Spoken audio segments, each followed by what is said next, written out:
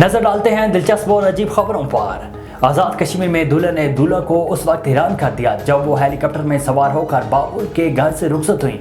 दूल्हा रावलपिंडी से बरास्ता सड़क बारात लेकर बाग पहुंचा। बाबुल ने दूल्हा और दुल्हन समेत पूरे इलाके को उस वक्त हैरान कर दिया जब उसने अपनी गुड़िया को दुल्हन बनाकर हेलीकॉप्टर के जरिए पिया के घर रवाना किया। आज़ाद कश्मीर की इस मुनफरिद शादी को देखने के लिए लोगों की बड़ी तादाद हेलीपैड पर मौजूद थी। उड़ान भरने से पहले दूल्हा और दुल्हन ने शादी को यादगार बनाने के लिए हेलीकॉप्टर के साथ तस्वीरें बनाई। इस मौके पर दुल्हन डॉक्टर आमना का कहना था कि हेलीकॉप्टर पर बैठकर रुखसती उनकी जिंदगी का यादगार दिन था। दूल्हा डॉक्टर अब्दुल हमीद ने कहा है कि जब वो वापस बारात लेकर गाड़ी में बैठे तो रास्ते में हेलीकॉप्टर को देखकर इन्हें यकीन नहीं आ रहा था कि उनकी बारात हेलीकॉप्टर के जरिए वापस रावलपिंडी जा रही है।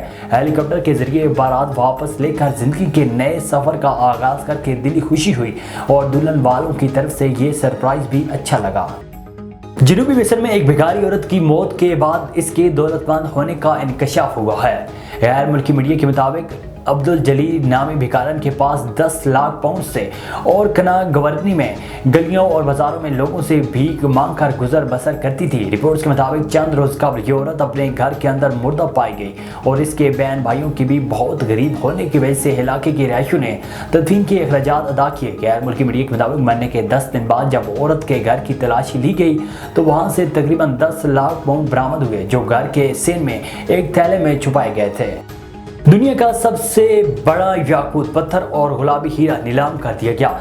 न्यूयॉर्क में एक नीलामी के दौरान एस्ट्रेला दिफोरा नामी याकूत 3 करोड़ 48 लाख डॉलर्स में नीलाम हुआ। 55.22 किरात का याकूत अफ्रीकी मुल्क मोज़म्बिक की कान से निकाला गया। खाम शक्ल में ये 101 किरात का था और तराश खराश के बाद 55.22 किरात का हो गया। इस पत्थर की खून जैसी रंग इसे काटने और पॉलिश करने के बाद सामने आई थी।